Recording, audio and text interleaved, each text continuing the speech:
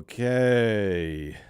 Joe, one of the things that we have been tracking this year on Movies Baby is Kevin Costner, legendary actor Kevin Costner's quest, his in his own words, Sisyphean quest to get his 4-part roughly 12-hour Western Horizon and American Saga made and released in theaters without completely ruining his own life in the process. So, quick summary of the history of this. Horizon Part 1 came out back in June. The word on the street, much like Megalopolis, was Costner had to finance most of this himself, with mortgages on his house, blah, blah, blah. Cost about $100 million. It bombs in theaters, making only $38 million worldwide. Apparently did all right on VOD, but not a success because Chapter 2, which was supposed to screen in August, got shelved indefinitely. It's currently slated for a 2025 release. We'll see. That feels like a very TBD kind of scheduling of it. He's also shot a little bit of Chapter 3. He hasn't shot any of Chapter 4. And then most recently, like we said last week, he's been shopping around the idea of this behind-the-scenes documentary a la Hearts of Darkness or Lost in La Mancha as a way of rustling up some additional revenue.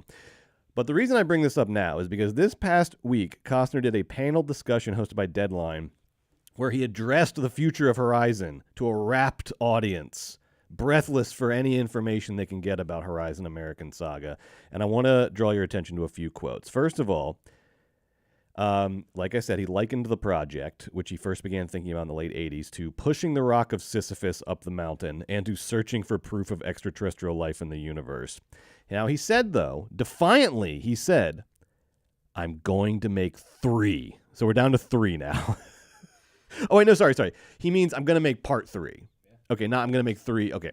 I'm going to make, so he thinks of it as like, he thinks of it as 3 in his mind. So he calls them 1, 2, 3, and 4 in his head. Okay. So I'm going to make 3. I don't know how I'm going to do it, but I'm going to make it, and then I'm going to make the 4th one, he said. But as to how he's going to find the money to get these 2 very big films financed, he said, and this is the quote that was getting the most attention. He said, I'm hoping, I'm dreaming, I'm meeting all the billionaires that we all hear about. They're all hiding in the shadows. Joe, what the fuck is Kevin Costner talking about? He's got shadowy billionaire money now? No, he doesn't. When I said, but does he want it? Sure. So is this, all right, here's my question for you. Because for some context, I read the Deadline article. I didn't just read the tweets. And the Deadline article points out that this, I read the article. They read the article like an old-fashioned person. That's right. And that article said that people were like laughing. Like, I think it was a little bit of a jokey line. He's being a little cute. But to what extent is this real? I mean, is Kevin, where's he going? Larry Ellison, who just bought Paramount? Bezos is making movies, as we'll talk about with Red One. Where is Costner going to find this magical money? If there's anything I learned ever, is there's money out there. You just got to meet it at the right time and the right place. And you're never going to know when that is if you don't get out there and keep trying. You miss every shot you don't take, okay, Brett? Costner is out there fighting the fight. And he will go to whatever depths necessary to present his 12-hour-long Western story, Horizon, and American Saga. I heard that at a Oscar award season event this week, they gave out some technical awards and things of that nature, but ultimately these are sort of giant campaign events. You know, the skinny is Demi Moore working the room, trying to get that supporting actress nom. Everyone's working the room, but some people more than others. Apparently, word on the street is Costner out there working the room. No way. Part 1 has a little Oscar juice. He's wrong, but Brett, what I'm saying is this man is an idealist of the type that, you know, they shouldn't make too many of. But we got one. We got him on the hook, and he's engaged. Kamala Harris made it and spent one. Hey, Margot, they're saying Joe's mic is off. Can you check OBS real quick? Because I hear him in here. It's probably just going out to streaming.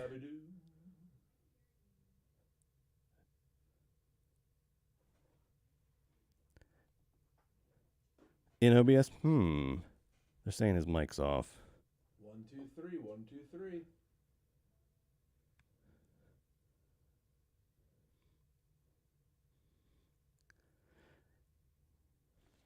1 second, folks. All right, let's change back. This will get cut out of the published version. So this I'll- is for I'll- live stream people only. I'll have Alright. just as much passion when I rehash what I said. I can't wait. I can't wait. I will. Yeah. That's how I feel. You will not believe how passionate Joe is about Kevin Costner's impending financial ruin. He's $75 million in the hole. Joe, they can't hear you. Save this. Save all this. Yeah, I don't know. Is it like maybe those audio channels in OBS could he be muted?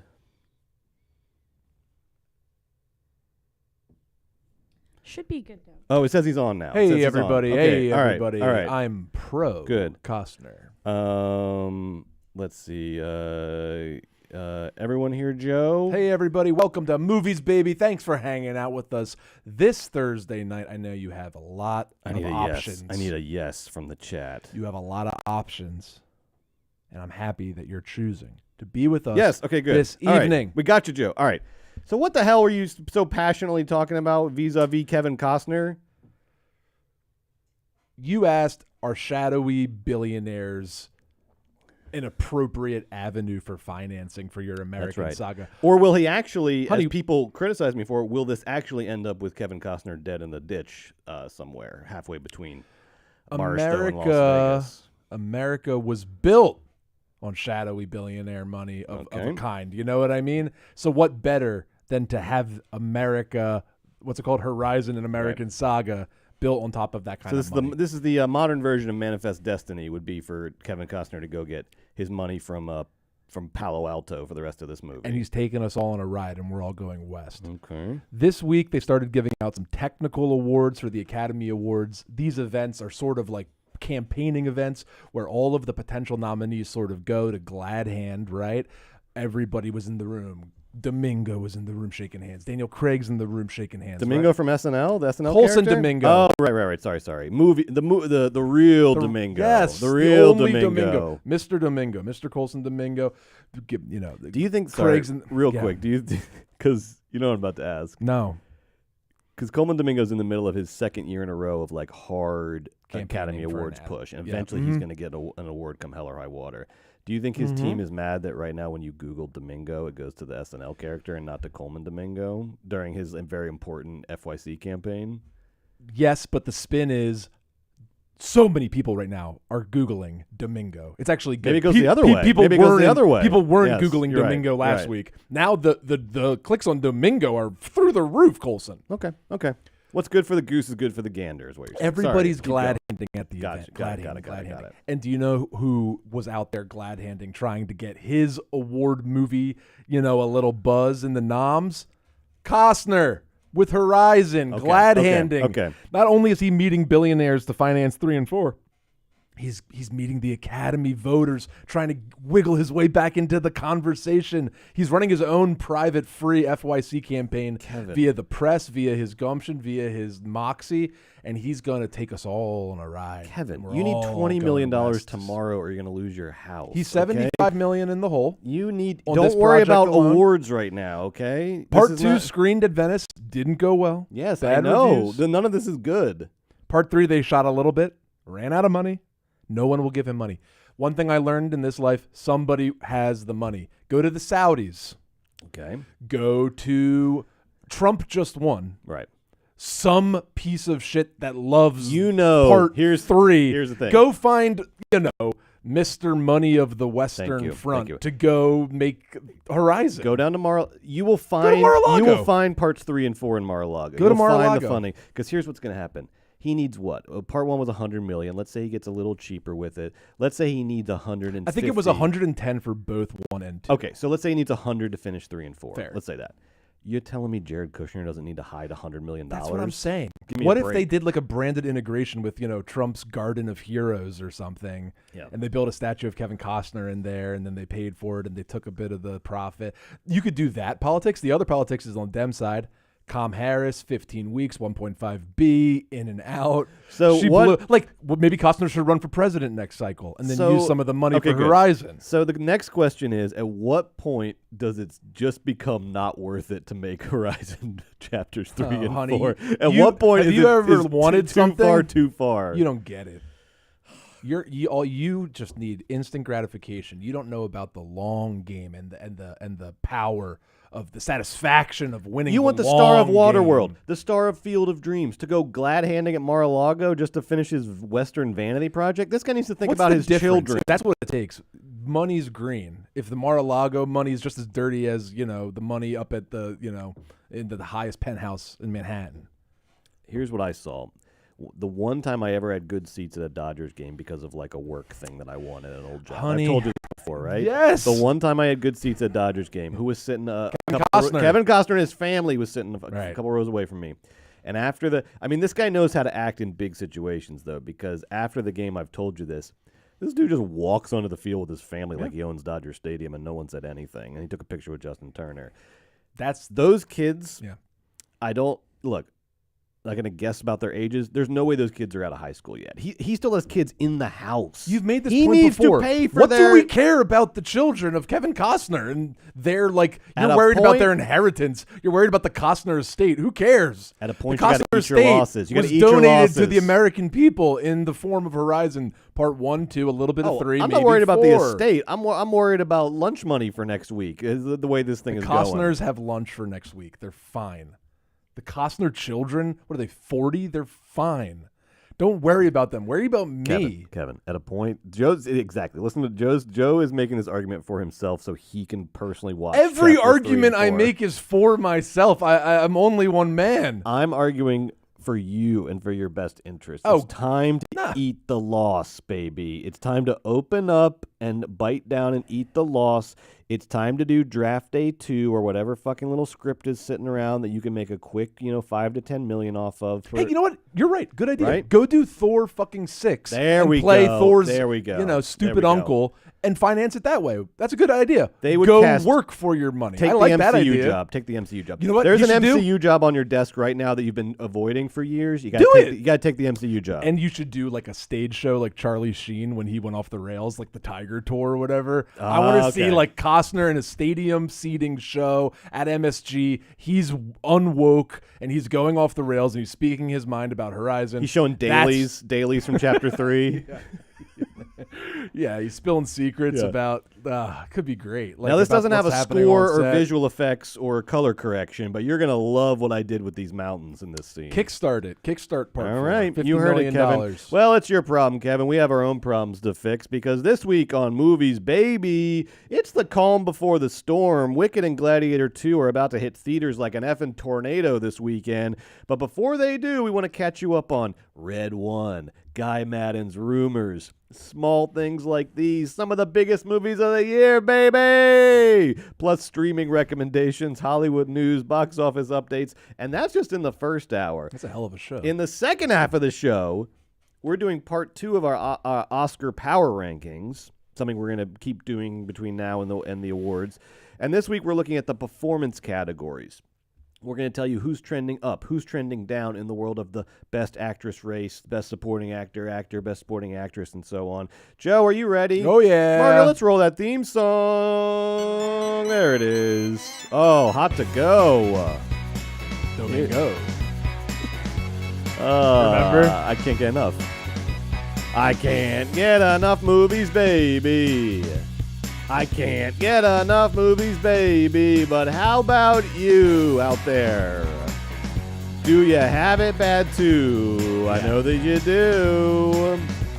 Whenever one ends, it's like the death of a friend. I get to wishing that there were 2 more reels. And then a voice cries out, "Move, baby, you're in my seat, and you don't want to mess with who the Me. Billy Movie Freak."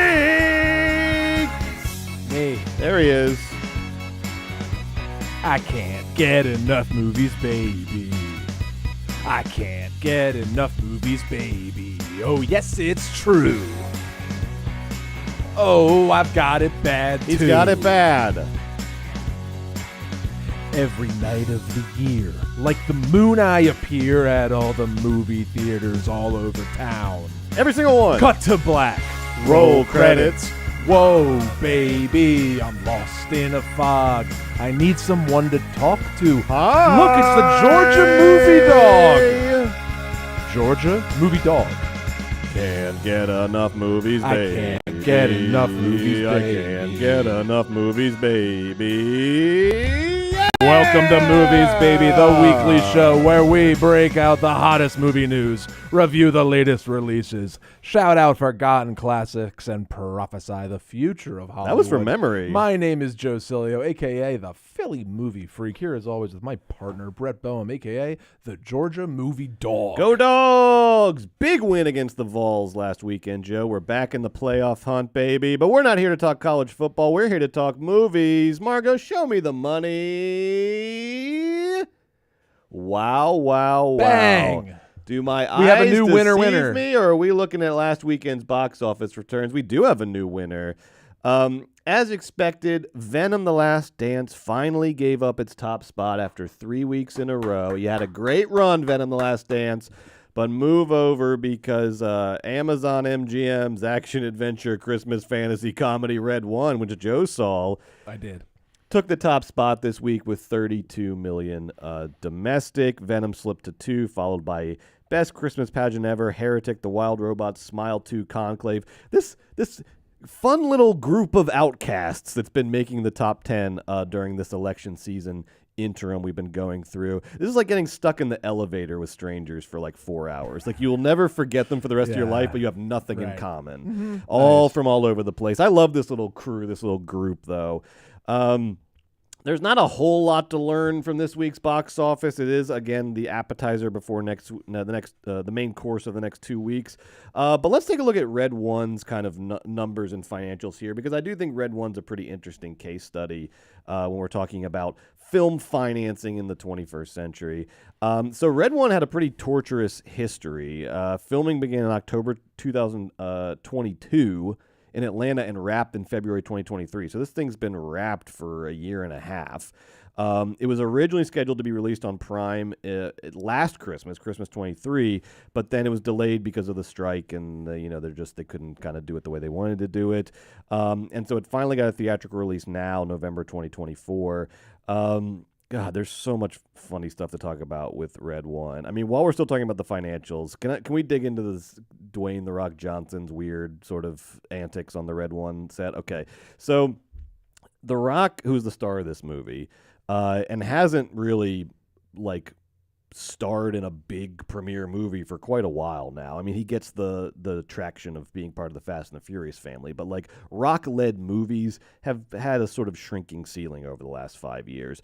But don't tell him that, because he thought Red One was going to be fucking massive. Apparently, this is one of the funniest stories I've heard this year. The Rock watched an IMAX screening of Oppenheimer last year while Red One's principal photography was still underway. And while he's watching the screening of Oppenheimer, he apparently thought that, as good as Oppenheimer looked, Red One was really going to look great in IMAX. And he said, quote, that Red One in the IMAX format equals game over, baby. And I don't think he was talking about his own career. I think he meant game over, it's going to crush. It's going to be the biggest movie of the year. It's going to start a new holiday franchise. This is also the same Dwayne "The Rock" Johnson who reportedly added $50 million to the budget because he couldn't show up to work on time. Reports are he was an average of 7 to 8 hours late to film his scenes and missed several days of shooting. And so you're asking, that added $50 million to the budget? What the hell is the budget for this movie, Joe? Didn't add $50 million. The movie The cost reports? No, the movie cost $250 million.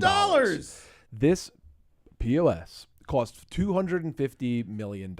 Now, this movie, a couple things about that number. So, Brett, here we have it. Domestic, $32 million grossed, Yep. with another additional $50 million overseas, Right. for a paltry 80. Here's what the Amazon spin would be. Okay. These movies about Christmas that come out before Thanksgiving have nice long tails. similar comps like the Santa Claus 2 come with this like 25-30 opening weekend, and by the end of the run, as we get to the new year, we've grossed 120 domestic, and Amazon probably suspects that we'll see a similar trend here with Red 1, 120 domestic, maybe 80, 90 overseas. All of a sudden we're sniffing 250-ish. Who cares?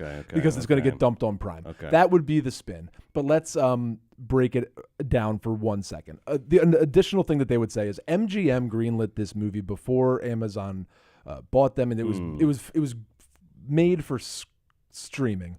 So when a movie is paid for on a streaming model, the talent doesn't participate in any back end points or derivatives. So it's all paid up front. So the $50 million that Rock was paid for this movie was because it wasn't, oh, Rock, we'll give you 25 and then you get whatever, 5%, 10% on the back end of theatrical distribution. It's everything up front. So Lucy Liu, Rock, Simmons, Kiernan Shirka. Same reason that Pitt and Clooney got 45 for Wolves is because that's all they're getting. They're not getting back end points. They're not. Rock's only getting 50. Right. So all the money's up front. So the streaming budgets are always going to look inflated relative to traditional studio budgets. Right. But if you release in a theatrical environment, then you get judged on a theatrical sort of that's how you get judged. And Brett, I saw this movie. Not only does it not look like it cost $250 million. If you told me this movie cost $100 million, I would say to you, they should have done it for 75. This thing really looks terrible. I'll talk more in my review about some of the areas they might have spent on, but this movie is like watching Hollywood studio graft in action. And if Amazon wants to be serious movie studio, you can't have these massively inflated streaming titles come out and you just kind of like brush it off and say it's all marketing, it's all Prime. That's just fine. That's just not sustainable model. There's real stakes here. I know Amazon has a lot more revenue streams, and just like them and Apple are tech companies that have movie studios, unlike the other players in the space. But I think that then play in the space. If you're doing it, then do it. Don't hire a bunch of big names, and then all your big names are just going to run your studio shittily. I get it. You pay them on the streaming model. You paid it up front. But the movie looked like dog shit, Brett. It was kind of like a disgrace. We can't forget that, because I think the thing is, we can't get too lost in the sort of Moneyball metrics of all of this, because sure, Amazon spending $250 on a movie that's going to lead their streaming platform for the next 3 months is very different than Warner Brothers spending $250 million on a theatrical wide release movie. Sure, but the bottom line is what you said. With all of Amazon's spin around this, and actually this went great. The bottom line is y'all spent $250 million on Red 1. That's the bottom line. And that is way too much money to spend on Red 1. You shouldn't have spent a dime on it to begin with. You definitely shouldn't have spent $250 million. And sure, they inherited it from MGM, but Jesus, there must have been a point where they could have reduced or managed costs a little bit. Right. No. It's it's the real. I mean, the best thing that happened to Amazon is that we're not going to be talking about this as the biggest flop of the year, which is probably how we should be talking about it. But what I'm saying is it probably won't be. It won't be, but it's just going to be really bad. Yes, not not Joker 2. But if you simplify it to that simple statement. You spent $250 million on Red 1. That's a problem. I don't care how you spin it. That is a problem for the future of you as a movie studio. That's a problem. I don't care how you spin it. That's ugly. Yeah, you can't spin your way out of that one. There's plenty. And then if you see the movie, and you're like, all right, talent cost $150. Fine. Can we just spend $50 million to make the movie? It looks like a green screen monstrosity from the past. It doesn't look cutting edge or intriguing in any way. Nothing looks sharp or developed. The whole world that they thought they were building yields nothing. Because the idea was this was going to be the beginning of a franchise. Obviously. The Santa Claus, sort of a holiday franchise. There's no way that happens now, right? I mean, there's no way. Are you kidding? Yeah. No fucking There's shot. no way. But when you watch it, it's a very obviously an IP play. Okay. Santa Claus, I guess we're getting into it. Santa Claus is... Let's hold off on the review. All Let's right. hold off on the review. Yeah, because we got a few more financial things to go on. But guys, Joe bravely, courageously saw Red 1 in theaters. I know. I said, I'm sorry, I can't do it. Well, you took on a bunch of streaming titles this week, we which took was some nice bullets. of you. Except some bullets. I also saw a streaming title Yes. Just like I had to like go to the IMAX movie theater. You had to watch you had it. to go Yeah. out of your house Yeah, to see it. right. I get to sit on You got my it right. couch and watch mine. Really quickly, let's talk some projections because the big story in the box office this week is not going to be found on these numbers here because it's all about what's coming up. Next, this weekend, opening tonight, we have Wicked and Gladiator 2, and then next weekend for the holiday, we have Moana 2. This is going to be the biggest 2 weekends, the biggest two weekends of the year of 2024. I mean, there's no way it's not. I mean, Wicked, Gladiator 2, and Moana 2 is a massive 1-2 weekend punch. So let's look at what these movies are projecting at and give our predictions on where they're going to end up. Right now, Wicked is projected to do 100 to 110 million opening weekend domestic. Let's go, Wicked. Gladiator 2, which opened internationally last week and did 100 million internationally, which is Paramount's biggest international opening for an R-rated movie ever, and Ridley Scott's biggest international opening ever. Wow. And that dude's done some big movies before. I've heard. So it opened 100 million internationally. It's projected to do 65 million domestic this That's weekend. great. And then Moana 2, Thanksgiving holiday, five-day holiday weekend is predicted to do 130 to 150, which would make it one of the top 3 biggest opening weekends of the year. What do you think, Joe? One at a time. Where do you see? Are these movies going to hit their projections, exceed, or not hit their projections? They'll all hit their projections, and if Mustafa hits its projections, then the first year Bob Iger was fully back at the helm, that's $4 billion earners for Disney. Yeah, Disney. So not only is Disney's movie business year. doing tremendously, but their streaming service is finally profitable. I know they have 7 years of debt to recoup, but regardless, this quarter was profitable. Huge news at Disney. So that's the first thing I see. Second thing I see, I love that Gladiators, what is that, 1991 it won Best Picture, 1998, whatever. 2000. Okay, 2000. Yes. Okay, Yeah. so 25 years ago. Yes. Jesus Christ. Yeah. An IP from 25 years ago playing that hard internationally Yeah. is very interesting and intriguing. And then, it's going to do great domestically.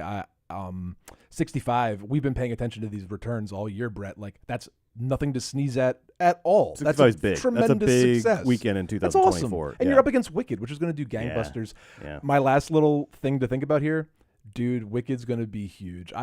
This is the buzziest thing. This reminds me of Barbie. Yeah, it does. It's like Barbie level, everybody that is like into Wicked. We were up at City Walk this week. They were preparing like there's going to be a tornado. Like it's like there's like fencing for the lines and every Wicked posters everywhere and everything cross promotional green and pink in all the different stores.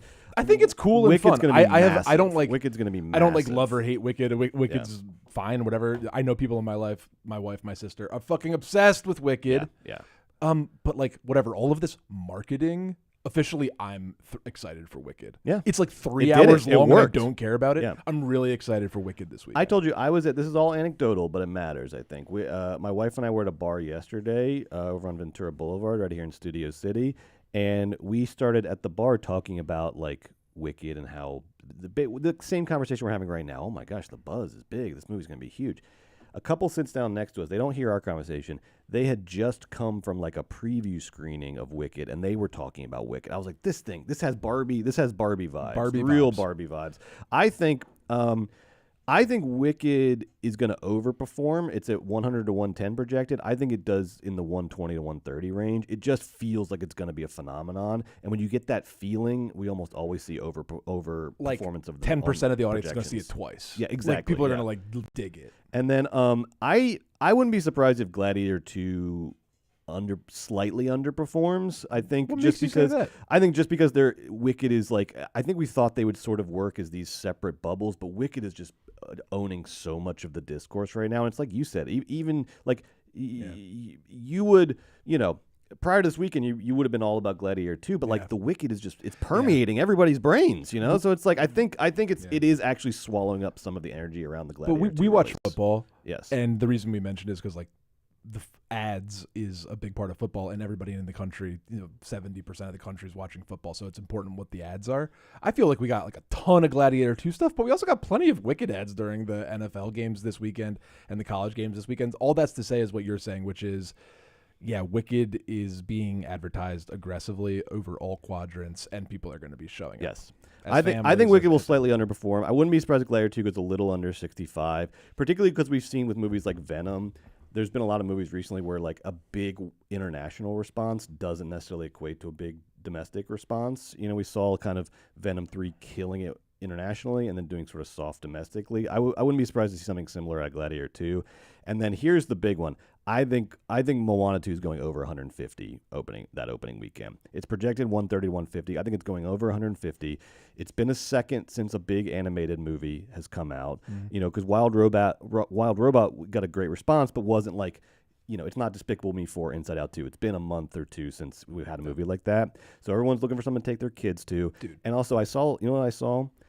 Moana, over the last 5 years, Moana is the most watched movie on Disney+. That's right. There is a massive Moana fan base out there, and they're going to come out for this thing big time. Moana was originally slated for streaming distribution, and then Iger took it and put it in theatrical, and now he's going to get another $1 billion. Now he's going to make $1 billion what off of was that Chapek decision. doing? We don't know. Yeah. Anyway. All right.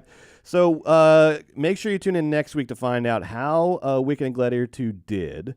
But you've got our projections, and we're rarely wrong about these things. And we're never wrong. So, check it you'll out. have to see next week if our streak continues. Let's talk about some movie news. Let me hit you with a quick hitter here. A quick hitter, which is, Joe, is there anybody busier and buzzier right now than Luca Guadagnino? This guy, I swear to God, how long is this guy's docket? Can you imagine? Like, so he came out with Challengers and Queer this year, right? Yeah. Both big buzzy movies. Definitely. Indies that did. Challengers did very well. Queer is almost certain to do very well, particularly with the awards sort of buzz around Daniel Craig. Yeah. Then a couple weeks ago, we heard he's doing this American Psycho reboot. Yeah. That's in the pre-production phase. And now, Joe, this guy's doing a DC movie. He's doing a freaking comic book movie. Luca and Daniel Craig. Now, here's the weird part.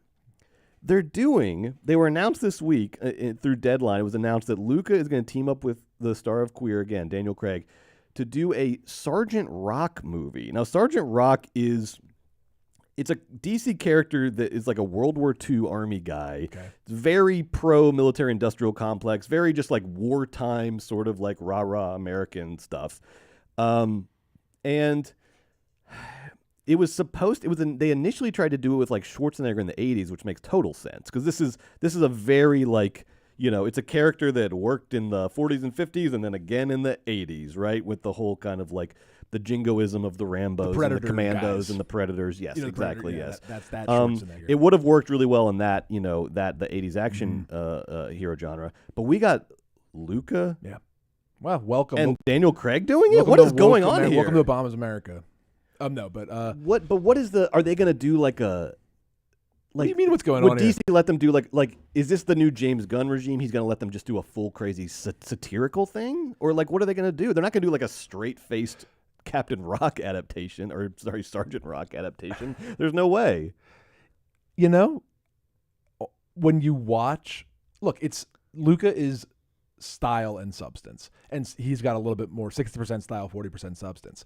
Watching Challengers, I mean, imagine like the comic book version of like bringing your Challengers and map it onto sort of a comic book movie. That sort of the editing, the pacing. No, you're the right. Challengers idolization, is almost the sort of comic shine. book movie. It is comic booky. Yeah, it's yeah, sort of like yeah. panelly Yes. and you're right. and fraud.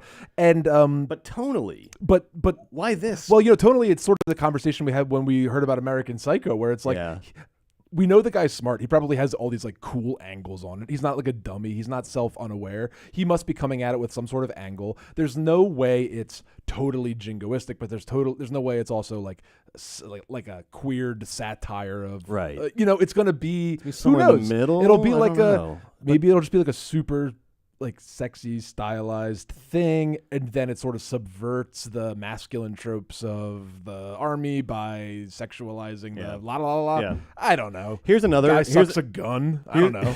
Here's another. Here's we'll another see. big possibility.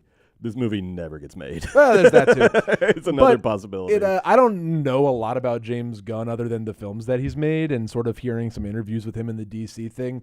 But like beyond the like massive amount of like really bizarre, unsavory tweets, he seems like these days like a cool guy who'd be like, yeah, Luca Guadagnino could do a Sergeant Rock. Yeah, You know, it's like No, that seems yeah, like his yeah. kind of energy. Like he's just cool enough to kind of get why that'd be awesome. It is like it does hit that sort of like early aughts edgelord thing that James Gunn Yeah. sort of used to do a lot Yeah, and still yeah. does a little bit. It does feel like let's do Sergeant Rock, but let's get Luca to do it. Also, like Luca, it's sort of like he's as stylized as Zack Snyder is stylized. He's just way better Yeah. and smarter and has a lot more depth.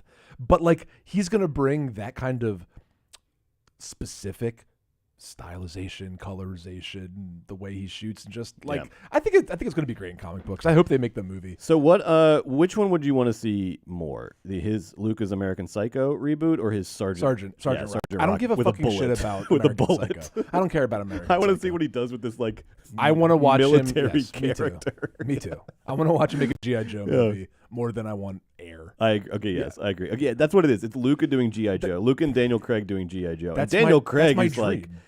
man. That's it could be all very, I've ever wanted. Actually, I'm kind of obsessed with this. I would movie love now. that. Yeah, I really want to see this.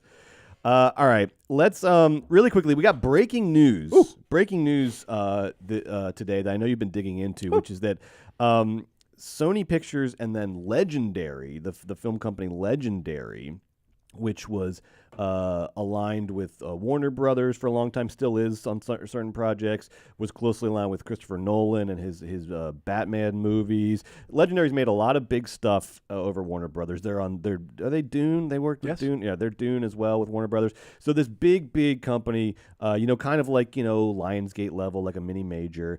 And they had signed a deal with Sony, I believe in 2022, a 2-year deal, because Sony said, we want some of that Legendary magic, baby. Well, cut to 2 years later, it really didn't produce anything, and they have now decided to not renew that arrangement. Yeah. What happened here? What went wrong here between Sony and Legendary? Legendary Pictures is a series of private equity investors put together a studio, and it's Legendary. They own valuable IP like the Godzilla and the Monster Universe movies, Godzilla and Kong. They have Dune.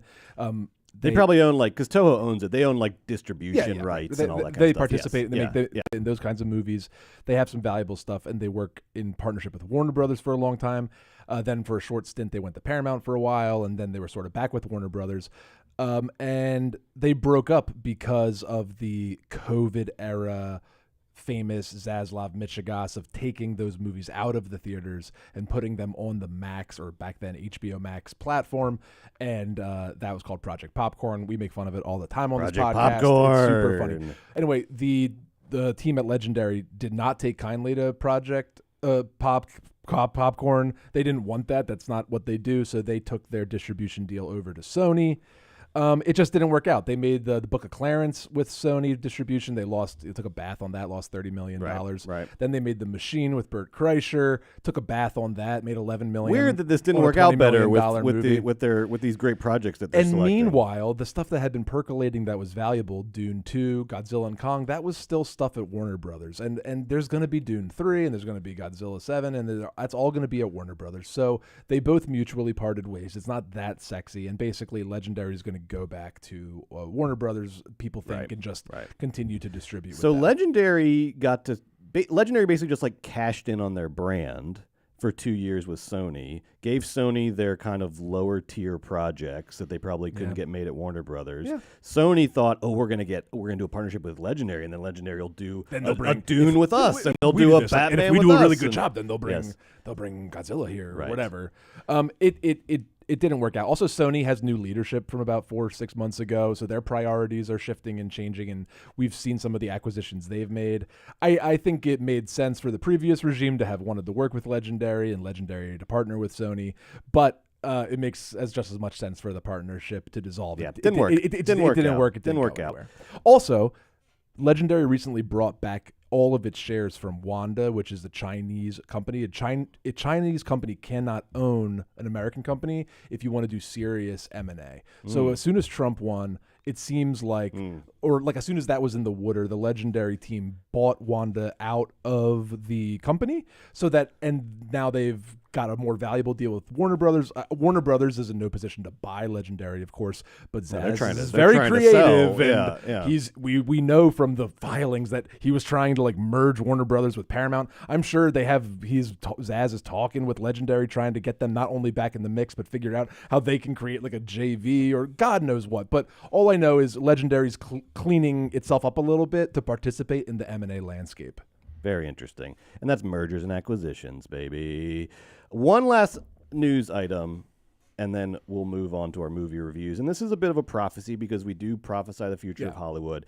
And I want everyone to get excited and get ready because something very cool in movie land is going to be taking place over the next couple of years, and we're all going to benefit from it, baby. You know that anytime a veteran actor has a late career resurgence, we add essence to the end of their name to signify this, right? So we've had, the McConaissance when Matthew McConaughey kind of moved out of his rom-com phase into his like mud True Detective, Oscar-winning phase. There was the still ongoing the Hugh Grant essence. The Demi essence is now happening thanks to the substance. Well, get ready, people, for the biggest, the best late career renaissance in Hollywood history. It's starting now, and we're going to get I'm predicting we're at least going to get 4 or 5 years of it, baby. More if we're lucky. Get ready for the Denzel essence, baby. Wow. Denzel Washington. And if you're saying, the Denzel essence, Denzel never left. That's what I'm saying. I know. I'm the one that's been telling you to watch the Equalizer movies. I fucking know. That's true. But what I'm talking about here is not that. I am talking about us on the verge of maybe what will become Denzel's greatest period in his career. I'm talking about something big. I'm talking about something monumental. Let's consider the facts here. First of all, he's Gladiator 2 comes out this weekend. He's already at the top of most people's power rankings for Best Supporting Actor. Seems like he will definitely get a nomination, possibly a win. Maybe it comes down to him and Kieran Culkin. Stay tuned for the second half of the show tonight where we delve into that in more detail. So Gladiator 2 is going to be the thing that lights the spark that lights the whole keg, baby. Because then it was also announced this week that he's going to be in Black Panther 3. So Denzel's going to be in the freaking MCU, baby. He's going to do his comic book movie. That's going to expand his reach. That's going to introduce him to younger audiences who might not be familiar with Denzel. Can you imagine not being familiar? But it's not their fault. Just can you imagine? That's sad. You forget that 4 years to us now is nothing. 4 years to like a kid. I'm not trying to shade him. I'm just trying to say, listen to this man and watch your Denzel. But this is great because this is But I'm just saying he's hitting all these different quadrants. That's why it's going to be a big, huge Denzel-a-sance. Okay. What do we got coming down the pipeline? And then he didn't forget about the moneymaker. He just announced to Esquire last week that Equalizer 4 and 5 are happening, baby. Equalizer 4 and Equalizer 5, they are freaking happening. Movie Baby's best franchise. It got the best franchise award of 2023 last year. They're doing 4 and 5. I can't believe it. So he's got Gladiator 2. He's got Black Panther 3. He's got 2 more Equalizers coming out. And something we've known about for a while that is definitely happening, Spike Lee's High-Low remake. Spike Lee is remaking Akira Kurosawa's High-Low, one of Kurosawa's best movies, with Denzel Washington. That's going to be huge. Huge. And there was another little news item this week that Denzel and PTA, Paul Thomas Anderson, have been working on a project for like years. And maybe with the Denzel-a-sance, I don't know, is that PTA's next movie after Battle of Bactane Cross? He wants to work with Denzel during the Denzel-a-sance? Anything could happen. We're just at the beginning of this. It is going to be a big 5 years for Denzel, and I cannot freaking wait for it. I'm so excited. And I just want to say, Joe and Carson, if you can go find this clip, I would really appreciate it. The beginning of this year, before there was a trailer for Gladiator 2, before there was a promotional photo for Gladiator 2, when all we had was a log line and a brief description of Denzel's character, what did I say to you when I drafted it in our fantasy rankings? What did I say to you? Best Supporting Actor. I said Denzel's going to win Best Supporting Actor for this movie. I said that. Carson, go find it. I was the first one to say it. Okay. The Denzel-a-sance is happening, and I cannot wait. Everybody strap in. It's going to be a hell of a ride. It's going to be the best period of his career. You thought the best had already happened? And you know what really gives me confidence in this take? Because Denzel's been doing a lot of press around Gladiator 2 and has been very candid. I love it. He mentioned that he last year gave up drinking and that he has just been like he's gonna live forever. physically transformed. Yeah, and he's like, he's got his energy back. He feels younger. Yes. He said, I love him for this. He was like, yeah, there was like a decade there where I was drinking like 2 bottles of wine a night. And I was like, well, you're Denzel. Everybody has in a your decade 60s. where you drink It's 2 like, bottles of it's wine. like, that's, It's fine. don't beat yourself up. Don't worry about But that. also, I'm glad that you are feeling good. Me too. You got your energy back. I love that. You got it all. You're ready to go because I cannot wait. I cannot wait for the Denzel Assance. Although, don't get too fit for 4 and 5 Equalizer. I like that you're just.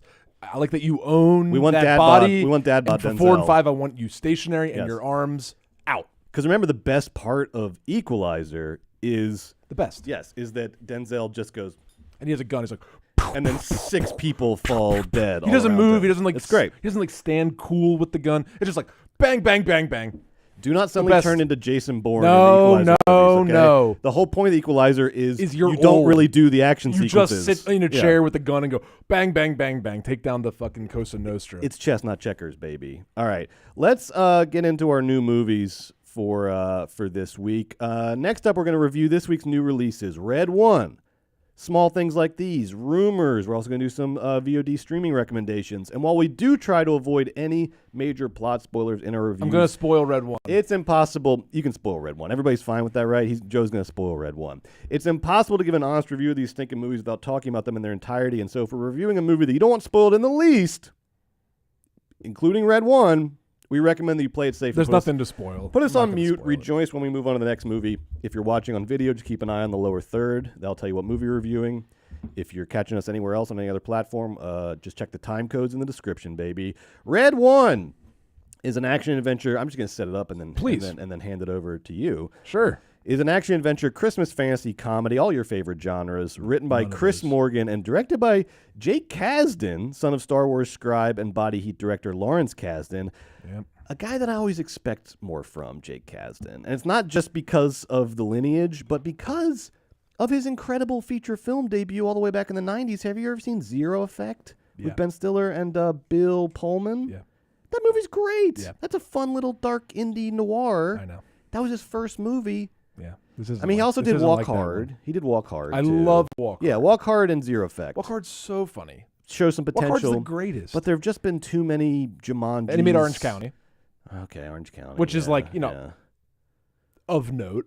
I mean, if it's your Notable. third best movie, though. Yeah, it's I tough. don't know, Well, but- he made Bad Teacher, and he made the Jumanjis, which aren't good, but made a shit ton of money and partnered him with The Rock. Well, look, I guess he's got he's probably got 3 mortgages. I guess he's in the phase of his career where Zero Effect didn't really happen. That version of him didn't happen. So now he does the Red Ones and the does Red One. Jumanjis. All right. Well, God bless. Red One stars Dwayne The Rock Johnson, Chris Evans, Lucy Liu, and J.K. Simmons as Santa. It's about the head of North Pole Security teaming up with a notorious hacker to locate a kidnapped Santa Claus on Christmas Eve. It's supposed to be the beginning of a new holiday franchise, but those plans are now indefinitely on hold. Joe, what'd you think of Red One? Brett, I'm officially out of the Christmas spirit. No, I don't have it's not any- even Thanksgiving. I don't even. I'm not going to do Christmas this year. Fuck you, Red One. Look what you did to this man. Christmas is canceled. He loves Christmas. I love Christmas. Christmas is no more. In Red One, I want you to know for the entire runtime, they don't even play any Christmas music. Not once. The entire time. It's a Christmas movie. Okay, so in this movie, J.K. I feel like that's against the rules. It's insane. Aren't there It's also- government regulations to protect against that? It's also a waste of it's a bad movie, right? Just like use beloved Christmas music to elevate the terrible action sequence or whatever. It doesn't matter. J.K. Simmons plays like a buff Silicon Valley Santa Claus in this movie. He lives in the North Pole is Blade Runner town. And at the top, I swear to you, Brett, and at the top of Stark Industries in the middle of Blade Runner town, aka the North Pole, is Santa's gigantic Stark Industries workshop. And at the very top in the penthouse, that's where Santa Claus works in his like giant modern sort of like residence. And he has like a big gym there and he's always pumping iron. And he has to get like physically ready for the, the massive undertaking of Christmas. J.K. Simmons did get ripped for this. J.K. Simmons did get ripped. J.K. Simmons, if you're going to cast like a militarized Santa Claus, he's able to retain like a shred of, Santa's joy, right? Yeah, like, yeah. remember Santa Claus from Christmas? We're all familiar with like the joy that's supposed to be inherent with that character. But yeah, so he saves a shred of that, but this movie is ugly. Okay. Visually and tonally. This movie is crass. Really? It's like a Shame on you. It's a Christmas movie with Santa Claus in it, so it's like kids are gonna watch it. Yeah. And I'm not like you. I don't. It's when your movie's about Christmas, it's like about Santa Claus, and it's like it's a rescue Santa Claus movie. Doesn't need the word shit. Yeah. Doesn't need like balls I getting like this. crushed. I like this. I know what you mean. I know what you mean. We're not on Fox News complaining about the corruption of culture. This is, you know us. If we're if Joe's saying this, he means it's not being used. If this was like not being done well. If this was a Christmas movie where it was like, you know, about like adults and a romance or a Christmas time, well, that's a totally different bag. This is a good point. This is like It's a The good point. Rock, you know, has to go save Santa Claus who got kidnapped. Anyway, like a lot of like nuts jokes and like shit, and it's like Calm down. None of them are landing. It's not like it's like making any like it's not like it's helping anything. Just like sickeningly hollow. It's just like sucking the life out. It's so weird. So Santa's like Tony Stark, Jeff Bezos. Cool. And the movie's ugly, and the North Pole is like a cyberpunk shithole, Ew. like Blade Runner. I swear to you, Brett, it's so odd. The Rock works for Dude, cyberpunk is like the refuge of cowards. It's so like weird. So weird. It's like this big like green screen. It's become that. North Pole. I love the sucks. great works of cyberpunk, but you know that aesthetic is just a refuge for the unoriginal This is now. so weird. It's so weird. So The Rock works for the ELF. Don't call them ELF. Oh God. It's a lot of that. Oh God. But also not enough of that. Yeah. It's like I love acronym comedy. Isn't acronym comedy fun? yeah. The Rock does all the jokes you've seen The Rock do. It's awful. Chris Evans, he is offensively uncharismatic. Yeah, Always has been. He's a fraud. He's the worst. Chris, I thought you said you were going to retire. What happened to that? It's time. It's time. He was like, I'm going to retire from acting. I don't want to do Marvel movies anymore. It's like he didn't go do like The Wind That Shakes the Barley. Like he went and did Red fucking One.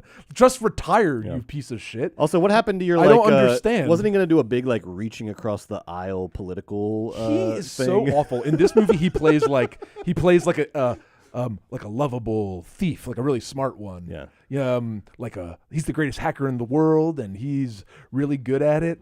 He's You know, be a good so you know, unfunny be a good and short bad. film is Chris Evans trying to reach across the aisle, and then he gets like drawn and quartered because the aisles are too pulling. separate. They're That too would be a far great apart. short Isn't that a film. great idea? That's a great idea. Chris, he spends the whole movie going, "Wait, what?" Oh God. It's a wait what Oh, movie God. for 2.5 hours. It's like Mia Goth's whole performance. It's insanely in, alienating. This X. more alienating this film Huh? than anything Breck could have ever imagined. This movie, like I had no way of accessing any of this movie. So in the first 5 to 10 minutes, you think they spent like $50 million in development with like world building. Like this movie is like, world builders strike again. Here they go, overthinking Santa Claus.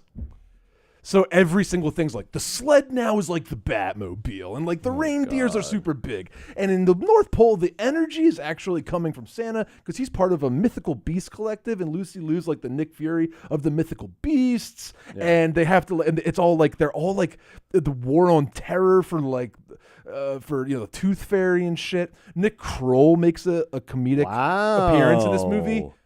Yikes! Nick Kroll in this movie. He is. It's like he's taking a paycheck. That's fine, but at a certain point, like how much do you think? $2 million, $3 million? Whatever. They were just handing out money like it was candy. He could have done a different piece of shit movie for $2 million. Like this one was really low. Hated, and he's like doing like funny faces and stuff. It's like. Yikes. When I was growing up, we had Robin Williams. Yeah. You know what I mean? The kids these days have fucking Red One and Nick Kroll. 2022 was a tough time. Remember, maybe it would be different if they filmed it now. Yeah. Also, this movie, you brought up the IMAX anecdote earlier. Like, Rock's like, when they put this thing in IMAX. Now, look, blow your mind. Oppenheimer's fine. Oppenheimer's good. When they put Red One on IMAX, game over. So I watched it on IMAX. Was not a single frame was shot with an IMAX camera. So what it was just a gigantic digital projection in an IMAX theater. It wasn't anything special. Well, because apparently the movie was already in principal photography when Rock had his like IMAX epiphany. It's just like they wanted the big movie distributed in IMAX. So I think they like had to jerry rig some IMAX thing while they were making the movie already, just to satisfy the Rock because he wanted to be bigger than Oppenheimer. IMAX tickets are more expensive than the regular screen. So like they push movies into IMAX, and IMAX is like a business unto itself. AMC owns a large portion of the IMAX screens, but IMAX can distribute a large portion of their own. So distribution's very interesting. So I'm sure this was just like a promotional thing The Rock was doing in partnership with IMAX for Red One. Well, gave us one of the But great it's the funniest quote ever. Gave us one of the great The quotes of all Rock saw time. Oppenheimer and said, "We gotta do this for Red One." Yeah. And then the last thing, Brett, is like when the people complain about AI, tell them don't worry about it, because we had already acquiesced our domain to the AI before AI came. Like Red One, there's nothing human about it, and it's all made by humans. There's no AI. There's nothing human about it. It's very like, I mean, thematically, I'm sure like Think Peace Nation on like Santa's Amazon now. Just like imagine the Think Peace Nation on that you could do on this. I'm not going to do that right now, but like this movie's ugly. It's garish. It's crude. It's hateful. It's anti-Christmas. It makes Santa Claus like not like Santa Claus is just supposed to be nice to everybody and give everyone gifts and like be joy incarnate. And I don't know why it has to be anything other than that. I hated this movie. Just like let the AI fucking rain terror upon us. We gave up. Like, why wouldn't the AI looks at what we've done and they go, well, for $250 million, I could just do this for free. When the future people look back at the wreckage of this civilization, they will say they ended themselves before AI. Yeah, it wasn't AI. No. It wasn't some battle. No. They already. Red One is already over. Red One is like Amazon down on its knees begging God to let AI come and fucking eviscerate us. That's what Red One is. Maybe it is. Maybe it is intentional. It's like a producer situation. Please. It's like Bezos is like, oh, if I just like wreck, it's like Elon wrecking Twitter. It's like, if I just wreck the thing, then in the wreckage I can become powerful in the wreckage. Maybe. Now, don't fear though, people, because all hope is not lost. It's not just Red Ones out there. Oh yeah, what else happened? I saw some good movies this week. I want to talk to you first, Joe, about Small Things Like These. Now, Joe, if you are our resident horror movie correspondent, as you are, I would like to start branding myself as our resident sad bastard correspondent, because Jesus, Joe, I've been seeing some sad movies lately. About some bastards. Last week, well, I'm the bastard. Oh, you're the I don't want bastard. no. Okay. Yeah, the people in the movie aren't sad. I'm sad bastard because I go to sad movies. Got it.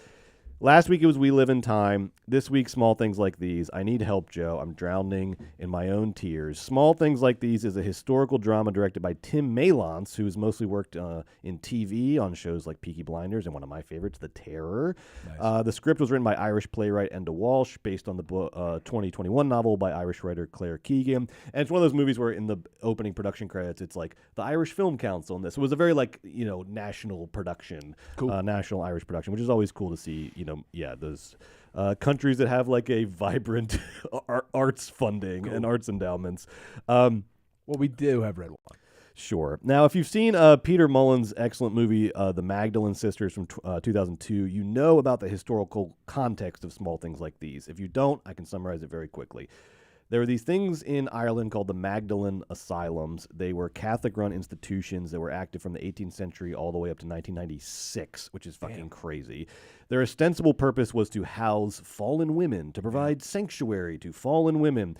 But in practice, they became these abusive, repressive death factories where essentially young women who got pregnant outside of marriage were sent to these places to be morally rehabilitated.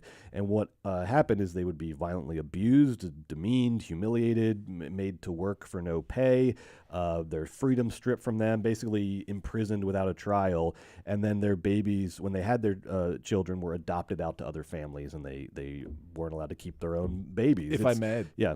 That's fucking insane. That's crazy. It's fucking insane. It's one of these chapters in history, like, I don't know, like Japanese internment camps or something, where you read about it and you're like, wait, but what? Like, how? That was fucked up, but that was like 3 to 5 years during World War II. No, very like, true. This was you just had like centuries. 150 years yes, of no. it. Like, what the fuck? I don't want to compare tragedies. Just like one of those things where you read about and you're like, what the fuck? How did this? But this is what Small Things Like These looks at, is kind of how, why, how does this happen in the midst of a otherwise nice little small town? How do you have a Magdalene institution there? And because the other movie I talked about, Peter Mullen's The Magdalene Sisters, which I would definitely check out, is more of like a big, huge historical kind of period piece about the Magdalene asylums and about the women who went there and their stories and the things that happened. It's a very big movie. Small Things Like These is a much smaller movie, a much quieter movie, and it happens kind of like in the shadow of a Magdalene institution rather than kind of inside the depths of it. I found this movie to be very powerful, very affecting, definitely worth your time. It stars, speaking of Oppenheimer, Cillian Murphy, coming off his big win as a coal merchant in this small-ish Irish town, and he is just the most quiet, unassuming guy you could ever imagine. He delivers the coal around town, he goes home to his family, he keeps to himself.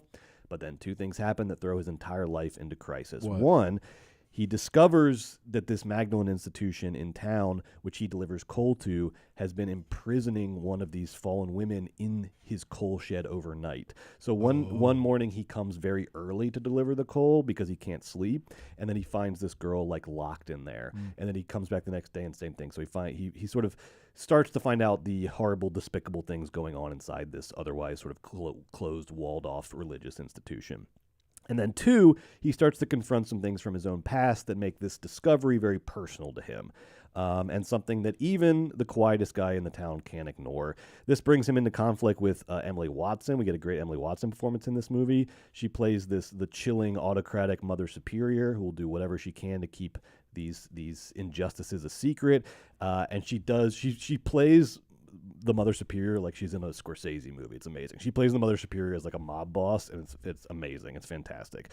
But Murphy is the heart and soul of the movie. He gives a really stunning performance here and elevates this movie from just a period piece to, I think, what is I found it to be a very timely movie, a kind of strikingly timely movie, because it is about personal responsibility in the face of power and corruption at the highest levels. It asks the question that I think a lot of people are asking right now and have been asking over the last, however many years, which is like, what is the responsibility of just a guy who delivers coal in town and keeps to himself and raises his family and is already tired and stressed from just his normal life? What is his responsibility when faced with this just massively impossible Catholic power corruption, prison? Like, what do you do? What's he do? Are you supposed to do anything? Can you do anything? Does he do something? And everybody in his life is telling him, don't do anything, Yeah. don't do anything, don't do anything. And Cillian's performance is so good. He has just, at this point in his career, he has just so many like veteran moves, so many like masterful moves. You know when like Albert Pujols in season 20 on like one leg would just sort of like slap a single, and you're like, that's a veteran move. Right. He has so many veteran moves in this movie, and the one that I really liked is he does this thing from the very first scene where he's like avoiding eye contact with everybody else in the scene, almost as like a tick. Like he's just one of these guys who like doesn't make eye contact. And it's enough that you notice it, but not so much that it feels unrealistic. And as the movie develops, that little tick becomes this incredible sort of double meaning symbol where it's personally a result of his own childhood trauma, you kind of find out, but then it's also this incredible symbol of a town where you are supposed to look the other way. You're supposed to not look things in the eye. You're supposed to ignore. You're supposed to not, that's not my business. So it's just such a masterful little trick that he does that really gives the movie that added texture and richness and depth. I sum this movie up as what if Taxi Driver starred the world's meekest man, because you get this just shy every guy who doesn't want anything to do with any problems, and then he has to confront this great evil, and he goes there at the end. You compared to Taxi Driver, so he goes in there. He and confronts the evil. I will not say to what extent. You don't get a full Taxi Driver ending, but he makes a choice. He makes a choice. Okay, it sounds very. Is it good? It's very good. It's not a perfect movie. A couple things that I didn't like about it. I love my slow cinema. Oh, for sure. But there's a limit, Joe. Uh-oh. This movie could have moved a little faster. It's a little too slow at times, and it doesn't. Top. There's a lot of delivering the coal around town, which I actually loved. I loved watching him deliver the coal, but it doesn't. It's like a little too slow at times, with not enough happening to offset the slowness. Do conversations kind of happen by candlelight? There's not a whole lot of dialogue. There's a lot of quietness, a lot of Cillian alone. Cillian alone. I'm sorry. That's my. I keep anglicizing that. God, C. you hate the Irish. Can you please honor them? I'm by so using sorry. Their name Cillian, hard C. And the hard C is so much cooler than the soft C. Cillian. But the movie does really pick up steam in its closing section. It has a great sort of final 30 minutes, and overall, I'd highly recommend it. Okay. Now, let's talk about Rumours, written and directed by avant-garde Canadian auteur Guy Madden, also co-written and co-directed by his creative partners Evan Johnson and Galen Johnson. Guys. This movie stars Cate Blanchett and an incredible supporting cast of great character actors. Too many to name. Go look them up. Also, we get Alicia Vikander in a kind of a cameo. Rumours takes place at the annual G7 conference. It's a big, trippy, crazy political satire movie. It takes place at the G7, where the leaders of some of the world's largest economies meet to plan the future of global capitalism. You got Cate Blanchett doing Angela Merkel. You got a Justin Trudeau. You got Charles Dance with a British accent as the president of the United States doing sort of Biden. He's like falling asleep the whole movie. But in Rumours, all these leaders get lost in the woods while trying to compose a joint statement on some unspecified global crisis, and they have to work together to return to civilization, fighting against fog, bizarre ailments, a giant glowing brain in the woods, undead bog creatures, and other challenges. It's a Guy Madden movie, baby. Joe, what'd you think of Rumours? I didn't love Rumours. I really had trouble getting into it. A lot of things up top that I like I liked all the acting, and the writing was jaunty, and it would remind you sort of a broad farce, like an ensemble farce, and it was charming in that respect. And I found the horror elements and the plotting, charming in fits and starts. But I didn't think this movie was particularly Guy Madden-y. It didn't look. I've only seen My Winnipeg, so when you say Guy Madden avant-garde to me, I think of that kind of a thing, like collage documentary kind It's of not thing. that. It's not that at all. It looks like a movie. It looks more like a It just movie looks than like other Guy it Madden looks like movies. like a small movie. Yeah. It doesn't really. So I didn't really get any Guy Madden. Tonally, though? I guess tonally it was like jaunty and charming in spots. And I think political satire is hard. We're all live in a Iannucci'd existing world, and then B, we all get inundated with politics, and it's just kind of like hard to find a new tone that really is biting but also sort of fun. And the movie didn't have like a ton of teeth, and it was just sort of like a fun fuck around. I couldn't get into it, and it was okay. Yeah. I'm reminded of our reviews of The Substance, but with the roles reversed. Because the reason I didn't like The Substance, because I was expecting a lot more kind of message and substance, you just were like, no, it's just a fun body horror thing. And similarly with Rumours, I agree. Ultimately, despite all the sound and fury, I don't think this movie has a whole lot to say about politics or the moment or anything. But I really enjoyed it for a simple reason. It really made me laugh. I just thought it was really funny. I thought it was a really funny, weird movie. All the gags cracked me up. I will forever hear the sound of the Canadian Prime Minister like snapping the condom off after he has sex with Cate Blanchett in the woods. Yeah. It's like it's the best. It's like the old movie thing where they go into kiss and then you cut to them in the bed afterwards. But in this case, he's so the Justin Trudeau guy with the top knot is really so funny. Yeah. It's so funny. But he just like snaps this condom off and then just like callously like tosses it into the woods. Oh, it just cracked me up. I thought the depiction of the world leaders was hilarious. They are these like gently idiotic, like deeply vulnerable people, and they're like soap opera characters almost. Like they are so unprepared for the enormity of their jobs, and they are so immersed and obsessed with like tiny little grievances and insecurities. I thought they were very, very funny, and the actors made it even funnier by giving these like intense, dedicated performances, doing that thing I love where you take like a silly thing seriously. I think creates really great comedy. So I had a lot of fun in this movie. I laughed a lot. I did like the style and the tone of it. It is very different from what you might know of Guy Madden if you've seen Saddest Music in the World or My Winnipeg or some of these older movies that he's done. it's initially you want to compare it to Lord of the Flies because it's like civilized people descending into chaos and barbarism out in the woods. But I actually think the better comparison is like Midsummer Night's Dream because of the way it's shot. Because even though the characters are descending into this sort of like muddy, brutal survivalism, and it's all about like the collapse of civilization all around them, it is filmed in this like dreamy, surreal way, and the woods are accented with these like neon lights, and the fog is rolling around. And it was almost like a Midsummer Night's Dream, just like a mystical descent into the woods for one night. And I think on purpose, man. Yes, right. For sure. It really feels like that. And I like that tone. I thought that was Me too. very fun tone for this plot and a very interesting pairing of a political satire with this sort of dreamy, almost pagan sort of like older form of storytelling. Like I said, I don't really think the movie has a whole lot to say about our current moment ultimately. The point, as I think with a lot of Guy Madden movies, and this is the commonality, is it's just kind of about the experience of watching the movie. It's just like a stylish, interesting, avant-garde kind of experience. So Canadian. It's so It's just like- Canadian, it's just so like deeply low Canadian. stakes. Yeah, You know what I mean? It's like, here's a fun thing. it's like Maybe you like it. it's very like Peter Canadian. Greenaway if the humor was just like a little more juvenile. Like if the humor was a little more kind of like That's not really my feeling. no. I just can't get there, man. I'm sorry. With the Greenaway comps. I'm not going to get You there. always hold me to like the letter of my comps. I'm just giving people ballpark comparisons. You always like Guy Madden is not Peter Greenaway. That's not what I'm saying. That's not what I'm saying. I'm saying he is like it's if you're looking for a comp, it is Greenaway with like a sort of like with like a more like toilet sense of humor. is Yeah, Guy very Madden. Canada. Yeah. Just like Strange Brew meets Draftsman Con. All right, I very feel that. very.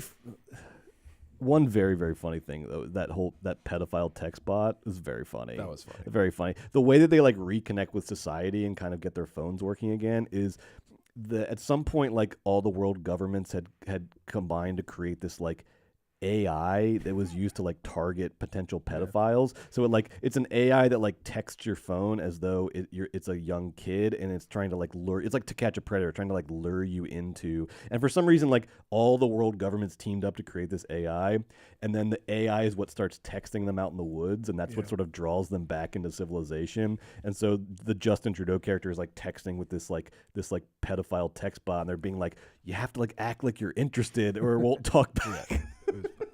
That's Maybe? hilarious. It was That's funny. very funny. It was funny. I liked it. I liked Rumours. It was me and one other guy alone in the theater, and we were laughing our asses off. I love that for you guys. All right. Let's do, last but not least, let's do some quick streaming VOD reviews, Joe, because I'm upset. I went deep on Tell me. streaming this week. Tell me. Because I know the holidays are coming up, and you might They not, are. you should go out to the theaters for the big ones and for some of your local indies. But look, you're also going to be wanting some stuff to watch at the house, right? So I said, why not? Let me dig in. Let me dig into stuff that was like limited theatrical release that I haven't seen yet, straight to streaming that I haven't seen yet. Let me give you some takes. And these are the 4 movies I watched on streaming this week, Joe. We've got The Outrun, Apartment 7A, the Rosemary's Baby prequel, My Old Ass, and Anna Kendrick's directorial debut, Woman of the Hour. I'm going to go through and review each one and give you a yes, meaning watch it, a no, don't watch it, or a maybe. You decide. Maybe. Look, you're a good guy. You're not going to say I'm a hero, but I'm going to say it for you. Hey, all 4 of those movies were directed by women. Is that not true? Hey! Brett's a hero. There you Okay, go. well, I didn't plan it. They're just on streaming. Yeah. I want to start Yeah. with an emphatic yes Uh-oh. for The Outrun. Bang. Joe, Bang. I had heard that Saoirse Ronan was great in this. She is. too. I was not prepared for how good this freaking movie is, Yeah. Joe. I love The this. movie around her performance is so good. The performance is great. The movie itself is great. The Outrun, I'm going to say it, The Outrun is the most slept-on movie of 2024, baby. It is the most underrated, the most under the radar. More people should be talking about it. Bang. It's a really, really good movie. It's in the running for my end-of-year top 10. I loved it. I highly recommend it. Bang. It is one of the most realistic, heartbreaking depictions of addiction you'll ever see in a movie with a stunning central performance. But Am I going to cry? you'll cry, but you're also gonna have some fun in this movie because it's the way that the director Nora Fingscheit weaves this incredible cinematic aesthetic around the performance and creates such an incredible sense of place and tone. That's what takes The Outrun to the next level.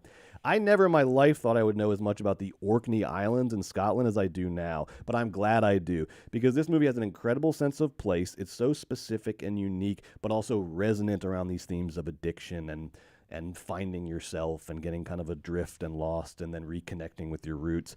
The movie follows Rona, Saoirse Ronan, as she returns home to the Orkney Islands after crashing out hard in London and going to rehab for alcohol addiction. She returns to the islands to continue her recovery, rebuild her life. And the central question that she has to confront is something that she says to a fellow addict in the movie, and it's heartbreaking, and it's so sad, and it just is an indication of how kind of real this movie is. She says to this person, "I can't be happy sober. My problem is I just cannot be happy sober. I don't know how to do it." And then the movie is about her burrowing deeper and deeper into the mystical ecology of the Orkney Islands as a way of finding a new way to be happy. And she gets involved with these local preservation and environmental groups. She discovers a new part of herself and a new chapter to her life at her home, in her homeland. But it also sounds beautiful, Brett. It's also very realistic. So you're going to have relapses. It's a cycle. It's a process. It is not it's a movie that ends hopefully, but is not a movie that is trying to just sort of put a rosy tint on life. It is poetic and expressionistic. It's surreal at times. It does magical realism really well. It reminded me a lot of Alistair Walker's La Chimera, which we love, in the way that it's constantly juggling various stylistic devices, but making them all sort of hang together beautifully. I strongly recommend The Outrun. Yes. That sounded really good. Right? It's great. Watch The Outrun.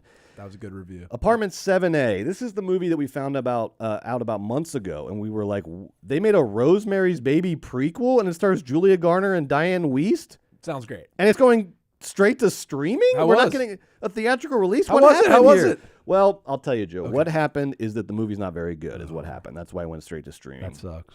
The script, but hold on. Okay. The script we'll start with the bad news. The script is not good. It's overwritten and underwritten at the same time. It's like too much blah stuff and not enough subtext. And it's just like, I'm not an idiot. Can you just do a movie, please? What's happening here?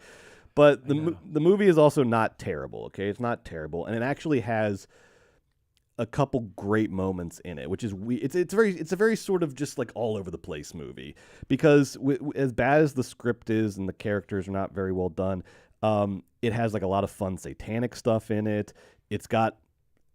I think it's got the best jump scare of the year, Joe. You watch it and tell me which jump scare you think I'm talking about. Better than Smile 2? I think you'll know. Better than Smile 2. I knew you were going to say that. Better than Smile 2, because it's a undersold jump scare. It's a jump scare that gets in your bones. I love that. It's so good. That's good, Brett. It's a movie that oscillates wildly between these kind of stunning stylistic set pieces and then these just god awful plotting dialogue scenes. It's also kind of wacky in moments. It's a weird movie, even though it's a direct prequel to Rosemary's Baby with overlapping characters. It repeats all the beats of Rosemary's Baby, but not as good and also wackier. It's a weird movie. So that's why I'm going to give it, Joe. I'm going to give it a maybe. Okay. I'm going to give it a maybe. And here's how you know whether or not you should watch Apartment 7A. I'm going to ask you, I'm going to give you a simple survey. Okay. If you are a person that watches less than 5 movies a week, there is no reason for you to ever watch Apartment 7A. There's a lot of other movies for you to watch. Sounds like you have better stuff to do with your time. Do not watch Apartment 7A. Now, if you are someone who watches more than 5 movies a week, you should watch Apartment 7A tomorrow. Did you hear what I said? They made a Rosemary's Baby prequel that is worse than the original, but also kind of wackier and has some good moments, but it's also really bad. Go watch this movie. Run. Yeah. Go watch it. Note taken. So maybe, depending on how that goes. Woman of the Hour. Okay, we're getting there. Woman of the Hour. This is Anna Kendrick's directorial debut. Yeesh. This gets a big, as big as the yes was for The Outrun, that's how big the no is for Woman of the Hour. Oh, no. Joe, Anna Kendrick took what is a pretty, I think is an interesting premise. It's the true story of a serial killer who ended up on the dating game. It's a true story? It's a true story. The serial killer ended up on the dating game. And I think the intent of the movie was to sort of use that fun central premise as a way of exploring America's culture of violence against women kind of at all levels and in showbiz and out of showbiz. So an interesting premise, a challenging premise, a hard movie to make. And Kendrick, there's no way around it, just fucking fumbles that premise fumbles so hard, Joe. Fumbles so hard it's uncomfortable to watch. Okay. This is... The direction and the writing are clunky. the production design and the costumes are like phoned in. Like it's the most aesthetically uninspired version of the '60s you're ever going to see. Man. It's bizarre. It's So like weird. it's the '60s. Have some fun, but also don't make it look like Party City, people. Like Netflix. it's the '60s. Do the '60s. You have an opportunity here, and you're completely blowing it. Pete Holmes is in this. That's fun. I guess he's getting cast and stuff now. Anna Kendrick fucks Pete Holmes, so great. Thanks for that. Everything thematic in the movie. I was constantly asking myself, like, are you stupid or do you think I'm stupid? Like, are you, like, because everything is so dumbed down. Both. It is like, it's both. It's like feminism for dummies, showbiz satire for dummies, toxic masculinity for dummies. It's like themes for people who have never encountered a theme before in their life.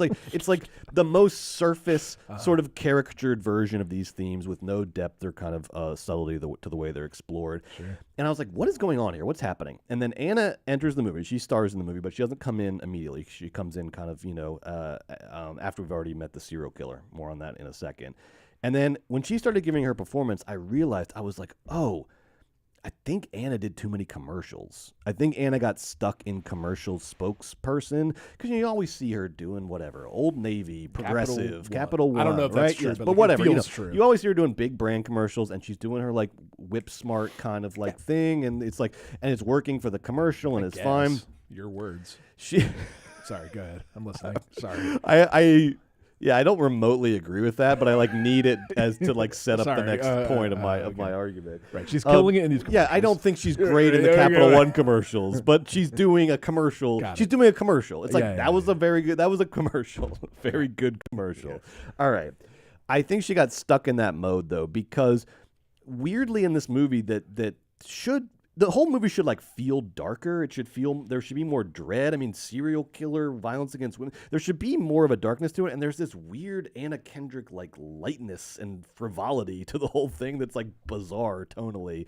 And everything from the performances to the production design to the direction, everything feels like commercial level quality. It doesn't feel like movie level quality.